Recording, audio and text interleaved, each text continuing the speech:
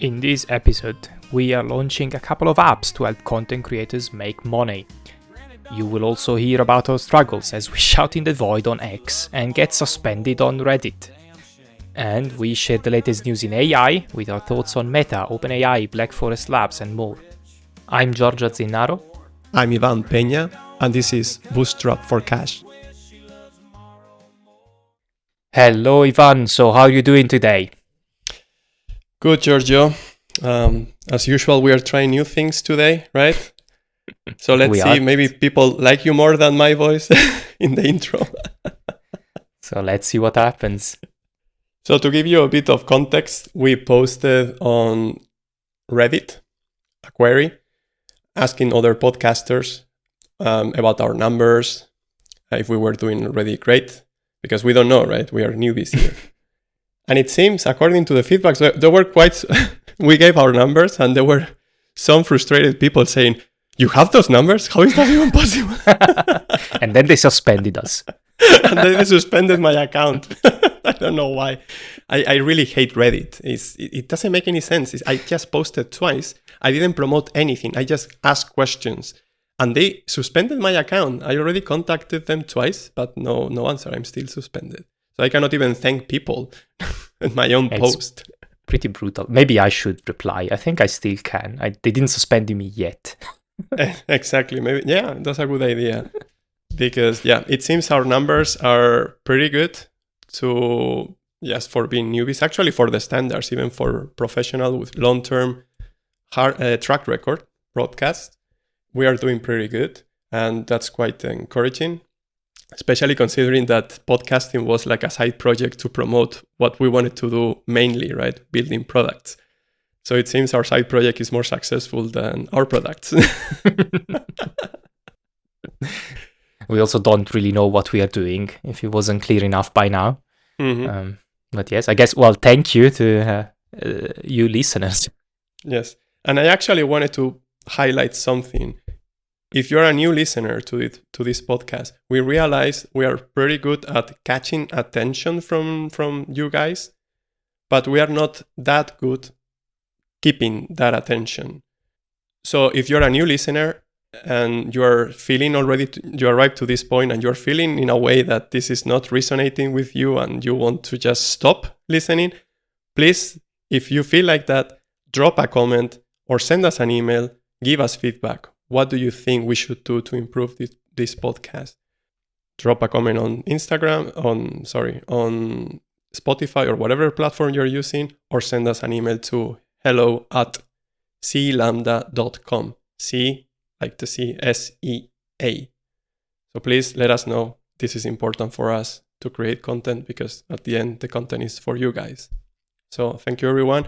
And I wanted to give a special thank you to Reto, another colleague who sent us feedback. Now we got already twice feedback, and this is very important. It's really promising. It seems that we are funny.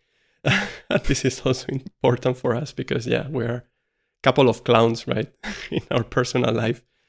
And we love to laugh and make jokes. So it's important that this is also transmitted to our listeners, to our audience. And so I guess we can go on with our AI news, everything that's happened since last week. We left you with Meta poaching employees from OpenAI, and they went on doing that. They are spending a lot of money. Yeah, they poached already up to 8 people in total from OpenAI, only from OpenAI. But it's not only that. We will see afterwards that they also poached additional people from other companies. Yes, definitely. So we know Alexander Wang we already mentioned, and the amount of money they spent was unbelievable. They've got another 8 researchers from OpenAI. I think they mentioned something about a 100 million signing bonus to get them. That's actually what Sam Altman is claiming, right, publicly. And I think this is a kind of a strategy, right? He's feeling threatened by Meta poaching so many people. And I guess he went publicly saying, they are poaching people because they are offering 100 million bonus to all of them. And I think, according to Meta, this is not really like that, because that would be crazy, a lot of money, and the market is not so hot like they were claiming publicly. But I think it was a strategy to kind of create expectations to all those people that are not poached yet, right? So if you're going to be poached by Meta and they're not offering 100 millions, you are losing money. And I think this is the kind of strategy he's following to avoid more poaching. That's clever.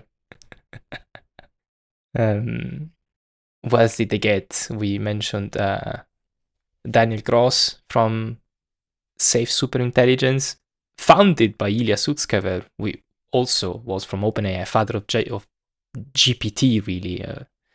So yeah, I guess Meta is really trying hard to regain some positions in this race. Definitely. And OpenAI is, I think they are struggling a bit with this. I guess the comments from Altman says a lot. I mean, at the same time, we need to keep in mind that Google is going pretty fast, and they are doing a lot in the meantime. They're really delivering stuff while others are talking and being on top of the headlines. I mean, they have the money for it, right? They have a lot of cash, a lot of people. They are the creators of the Transformers architecture. They have Google DeepMind, which, by the way, won a Nobel Prize, if I remember correctly, right?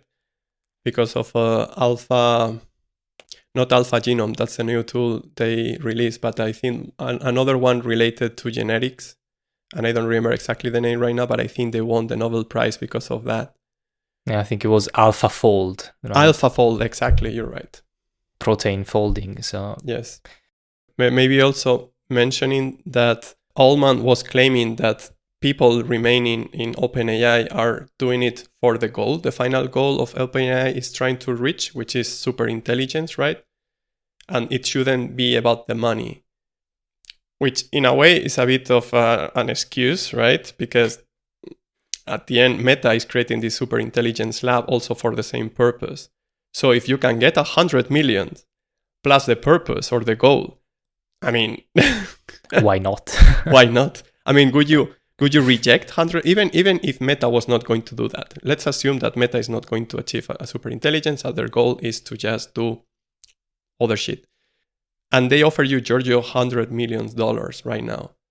And you love the goal or the purpose of the vision that your current employer is giving you or offering you. Would you reject $100 million just for a purpose? Yeah, it would be, of course, it would be really, really hard to put any other priority on top, to be honest.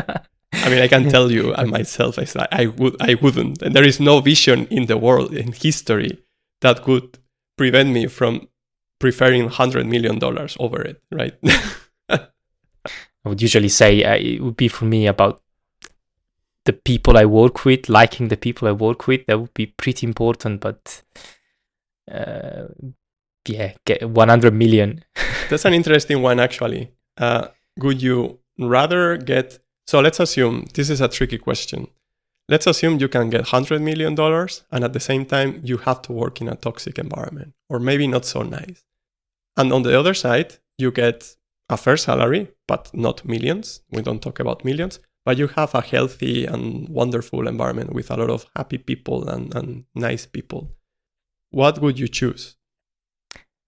Well, it's really tough, obviously, because 100 million is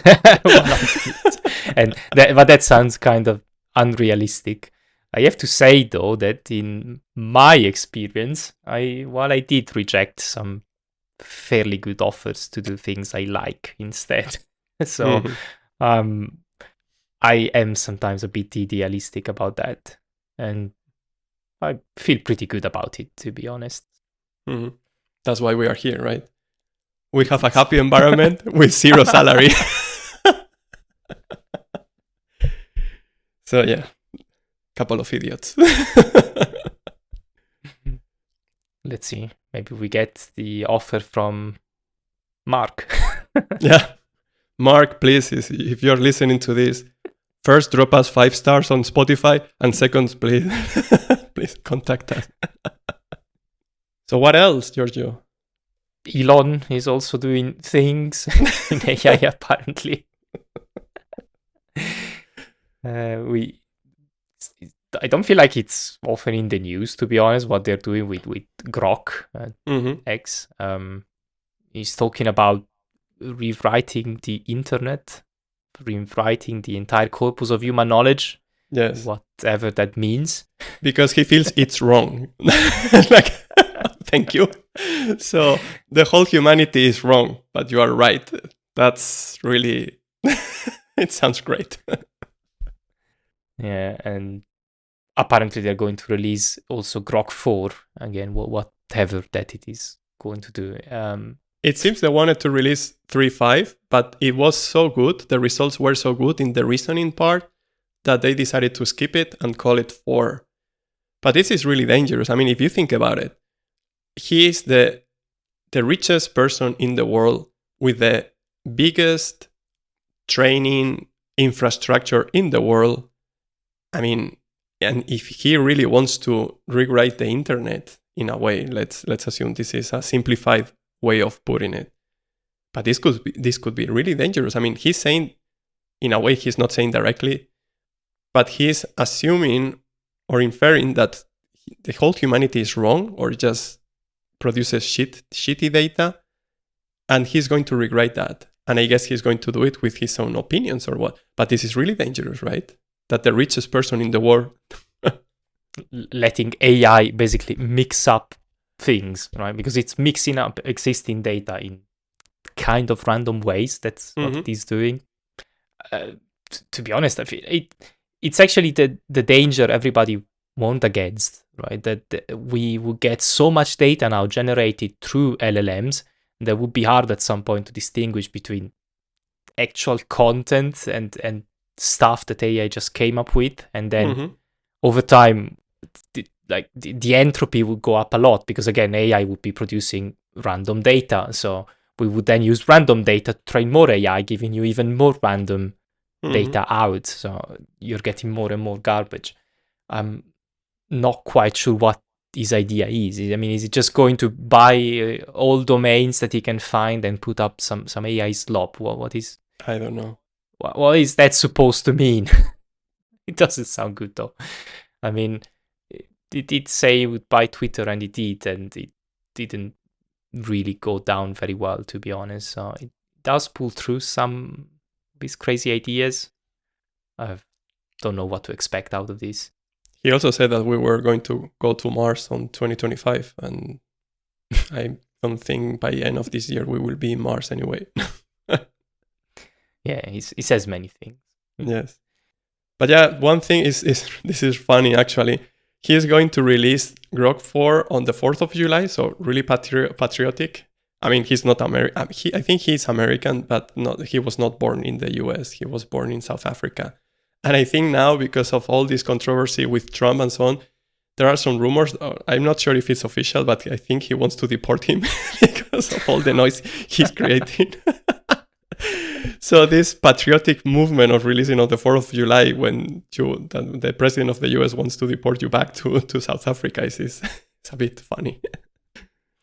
Yeah, it doesn't sound good. Yeah. But yeah, let's see what happens. I mean, with this guy, you never know.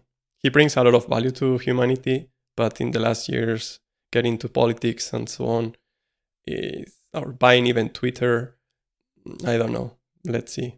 It's deviating a bit. Who else? Well, we should mention China. China, yeah. Another Chinese model, DeepSeek, more controversy. And well, their new AI model was indeed restricted, or at least it faced delays because of US export restrictions.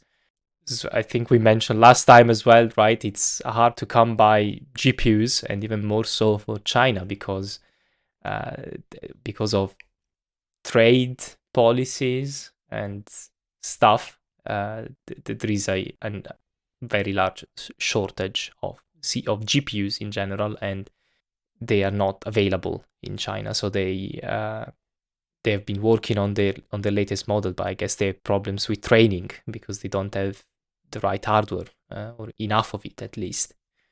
And I guess they didn't manage to build up a proper smuggling team, right? Because if you remember in our last podcast, we mentioned that all the Chinese companies are sending or smuggling training data to Malaysia to be able to train on the GPUs from NVIDIA, right? Due to these restrictions from the US. So I guess the need for more smugglers is growing in China. So Giorgio, I don't know what we are doing here. Like, why are we doing podcasting? You don't get money from it. We should just smuggle data. Data and GPUs. And GPUs, yeah. Oh, and back to Google, of course, we briefly touched on that earlier. AlphaGenome. So they are using AI in a, let's say, in a different fashion to actually study the DNA, to study the human genome. If you guys remember from school, the DNA is like sentences of different letters. I don't remember exactly the letters. And there is a G, T, A. I don't remember the other one. I think there is a fourth or fifth one. I don't remember. But it's just a set of a few letters that you put together in a random, I guess it's not a random way, but for me it looked random at school. But it seems that this is what AlphaGenome is doing, right? Reading these big chunks of DNA and finding patterns to predict how DNA works. Because it's a very long string. In the end, it's just a string of text. But it's really long. And analyzing it is not that easy. You can really consider it if the machine code of cells, of the machine code of, let's say, of biology. I remember reading a very nice article explaining DNA in those terms, like for a computer scientist. And it's really intriguing. But isn't it crazy that we are defined biologically by long chunks of letters? I mean, at least this is the way we represent it. We represent it as letters, yes. Yes. But it's interesting, that we are, in a way, represented by a sequence of 4 entities, whatever you want to call them. Yes. You represent them as letters, as you say, but just swapping those 2 of those letters around, and you have a different person, essentially. Yeah. And everything we do and everything of how we are formed, everything that our cells can do comes out of that. It's pretty crazy. And through studying that, we can know a lot about ourselves, diseases, and how we could cure certain diseases, or study very rare conditions. There is so much we can do. And they predict the mutation effect of certain cells. So it's actually quite interesting. I remember one of my favorite algorithms of artificial intelligence. By the way, artificial intelligence is not only LLMs or deep learning. There are many other algorithms that are not so impressive. But for me, my favorite one is the genetic algorithm, GA. You can look for it on Google, which basically replicates. It's a way to optimize when the final solution needs to be found by combining many different options. And the amount of combination is so huge that is computing wise is not that easy to calculate. This algorithm is really good at it because it adds some randomness, and at the end is kind of replicating or simulating how the genetics work by combining different sentences of genes. So you call them genes, but they're actually, each gene is a piece of information that the algorithm needs to treat, and you combine those, and then you can mutate them, and you do it in a random way. And at the end, you do what it's called the fitness function, which determines with a value how much good the final combination and mutated item is. And if it's good enough, it goes to the next iteration. And it does that for X or n number of iterations. It's quite interesting because the final results are quite good. And you don't really know how it ended up like that because there is randomness. And you see how randomness really works in genetics as well. Well, to be fair, randomness or full randomness doesn't exist in computing. It's a pseudo randomness, and this is something we learn. Yes. But it's still interesting. At least that's my favorite algorithm that we use actually for our carpooling solution. When I was working with my colleagues in Spain, we used this algorithm because we had to find the best combination of travelers and drivers to get to go from point A to point B, but without going around and picking people that are too far away from you. So we had to find the best combinations, and this is computing-wise is really difficult. So using this algorithm, we got a lot of good results. There's lots of interesting applications of AI in its different forms. I feel like we're just scratching the surface nowadays. Yes. There's so much more to be invented. And going on to some more news, Anthropic released a very interesting tool, Claude Artifacts. You can basically just build web apps with prompting, with AI, just publish them straight away. Yes. They take away the challenge of hosting, managing the app, even promoting it somehow. They are creating some sort of marketplace. So you can publish an app, reuse other apps, build on top. So they're really trying to cover everything end to end. I already gave it a try, and I built this whack-a-mole game, but you could upload your custom picture of whoever you want to whack, and then you can just whack them. It's really fun. It's quite fun. I sent it to my brother who has no idea about IT or whatever, and I sent it to him to build whatever he thought about, and I didn't hear from him anymore. I don't know. Maybe he's already rich. And he didn't tell me because,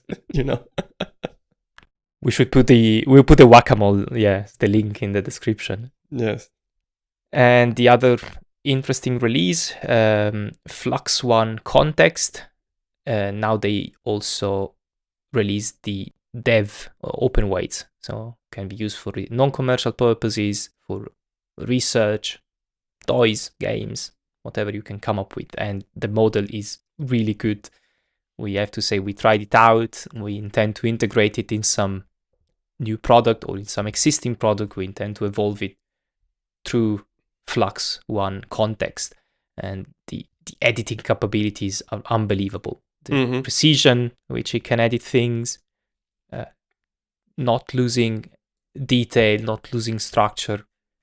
We feel like there are many possibilities. Black Forest Labs have been delivering some pretty interesting stuff lately. We try different models, and probably this one is the best we tried so far. And many other people, they agree to that. Even the dev model, we tried already Pro and it was pretty good, but it seems that dev is getting similar results and is much cheaper. And actually, If you go through Replicate, I don't know if you guys know Replicate, we will leave also the link in the description. If you go through Replicate, you can use the dev version cheaper than the Pro version, and it's allowed to be in commercial use, so you can integrate it in your tool, and it's allowed, and there is no legal problem with that. So that's kind of like a workaround if you want to use dev instead of Pro. So that was about it with all the news on what was happening in AI, or at least what we thought was most relevant. And now we can mention some product updates. As we anticipated at the beginning, we are trying to figure out some ways to help content creators make money. We're not making much money ourselves, but we're figuring out ways how to help other content creators make money. So we have a few ideas in that space. If you think about it, we are actually pretty good at making other people make money, but we are really bad at making money ourselves. It's a gift. So do we want to give a quick recap about Insta replies? What's the status there? Actually, I think we didn't talk about it yet. We mentioned it in an abstract way. Because we're still waiting on Meta Yes. to approve us. We're still waiting for the blessing of Mark Zuckerberg. He's busy. Once we have that, hopefully we can release the first prototype.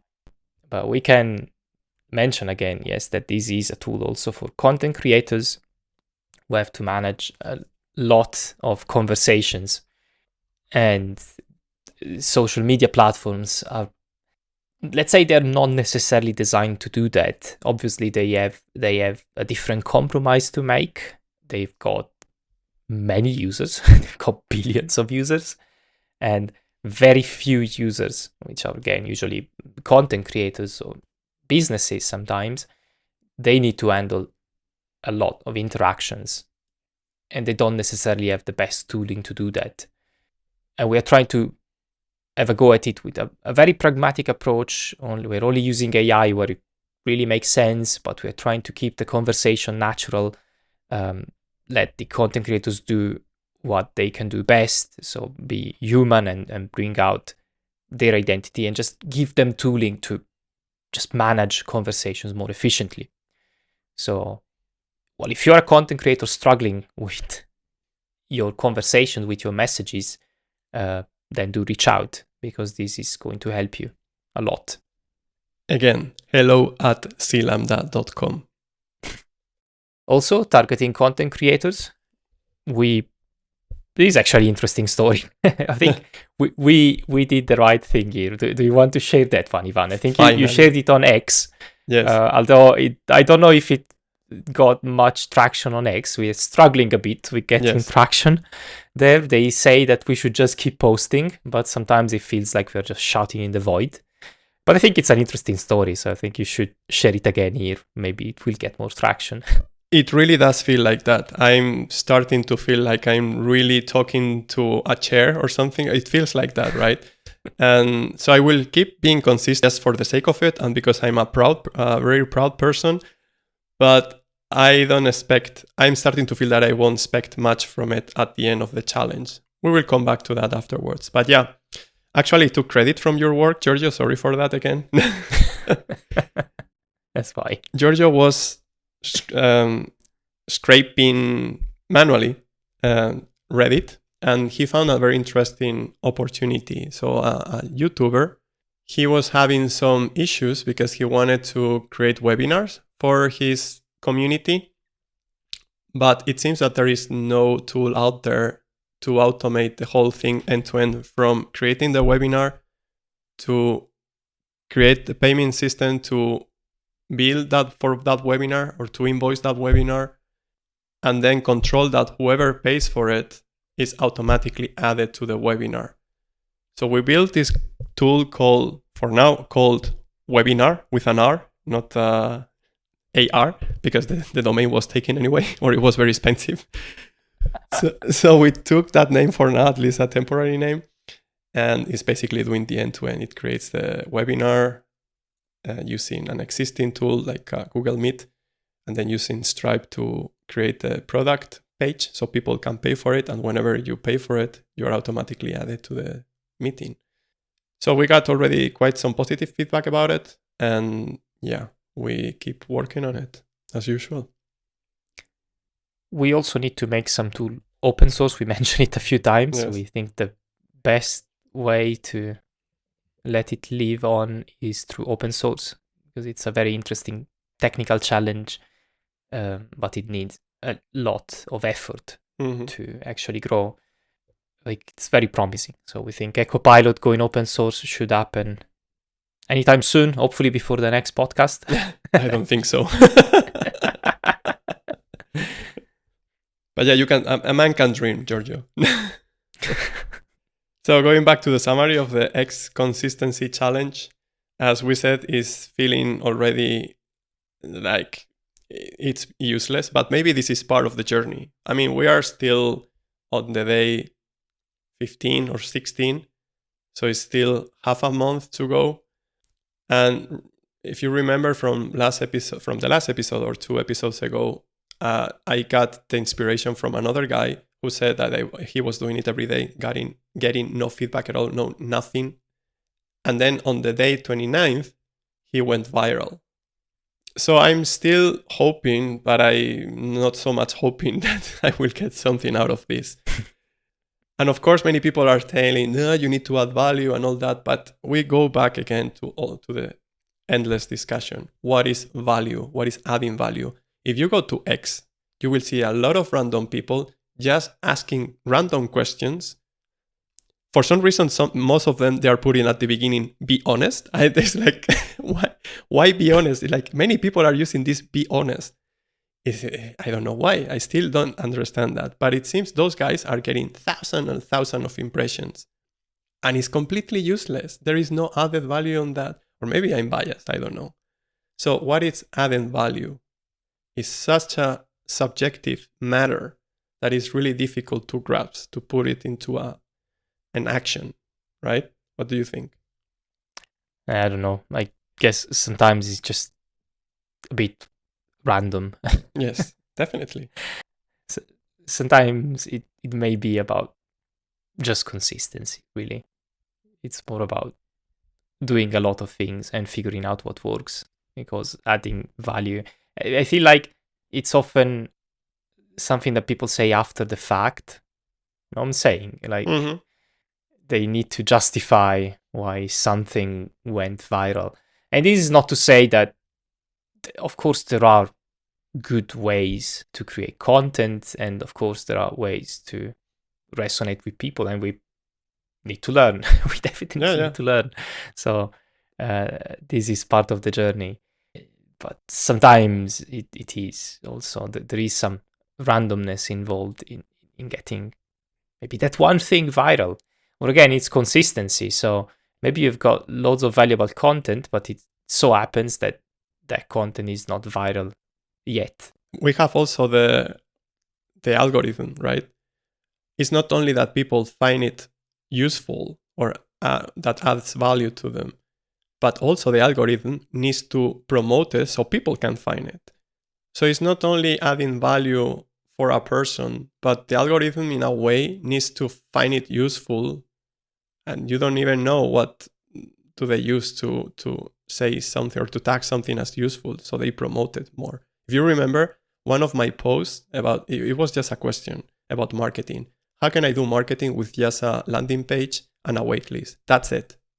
This is the post that I went viral with. It was like more than 3,000 impressions. I don't know how many likes and so on. And it was just one question, right? What can you take from that? There is not really, I really think that other posts that I created have more value than that one. But for some reason, the algorithm thought that that one had to go viral, and it went. But why? You will never know. Well, of course, I mean, the algorithm reacts to events in the platform, such as people answering. So that is, there is this saying, right? The right way of figuring out something on the internet is not asking a question, but stating something wrong about it. And people will want to reply. And that will go viral, and then you will get the right answer out. So yeah, it's interesting how the internet works, or how social media platforms work, at least, because in the end, even there, I mean, it's just code. Even the algorithms, they're not magic. It's just code. Another interesting question I got from a friend of us is, while I was doing this challenge, is it really worth it?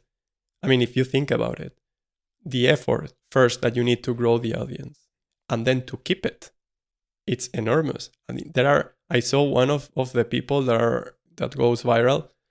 He posted about his daily life, his daily work to grow this audience. And it was really, I was reading through it and I was feeling so exhausted.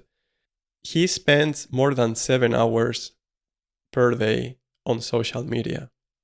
He's creating these things called spaces where people can join, and it's like a webinar actually. He created a community on X, and you need to moderate that. He said that you need to reply between 50 and 100 times per day. I mean, we are building shit here. So I cannot, even by bytecoding, I cannot spend the time to reply to 50 to 100 people on X. It doesn't make any sense. So yeah, with all that together, I'm feeling a bit skeptical. But yeah, that's how it is. It's part of the journey anyway. Then at the same time, I felt encouraged because of my experience in the past with Reddit. I was feeling also skeptical. So I felt encouraged again to start with it. So I created a new account to start fresh. And I posted a couple of things on this podcasting subreddit. And for some reason, Reddit decided to suspend my account. Why? I don't know, because you don't get an answer. I tried to contact them. I even contact this guy that tried to sell us Reddit Pro or Reddit ads. He didn't answer, obviously. So yeah, my account is still suspended and I cannot do anything with it. So yeah, I will keep trying to reach Reddit somehow and hope that they will activate my account again, because I cannot even thank people that are really helping me. By the way, I don't know if you realized, we said last week that we were going to do a special podcast this week, and we couldn't because of the availability of our guests. So we had to move it to next week. So next week is going to be quite busy with podcasting because we have 2 special podcasts to record with 2 different groups of people. But yeah, I think it's going to be quite interesting. So I'm looking forward to it. And we also have plans. We already contacted some companies to have a tool so we can record a podcast in Spanish versus English, because it seems Italian is still not really, AI is still not really good at Italian. If you listen to the Italian brain rot, you would know. Yeah. But yeah, the idea is to do it real time. So I speak Spanish and Giorgio speaks English, and somehow we need to record it so that we can post it on Spotify, so you can listen to it and know about the tools. So maybe you can find it useful for your own podcast or for meetings with other people, because maybe in the future will be also useful if we want to interview people that don't speak English, right? So yeah, let's see how this goes. Okay, so I guess we can wrap up. That was a lot for this week. And yeah, thank you for listening, and see you next week. Bye, guys.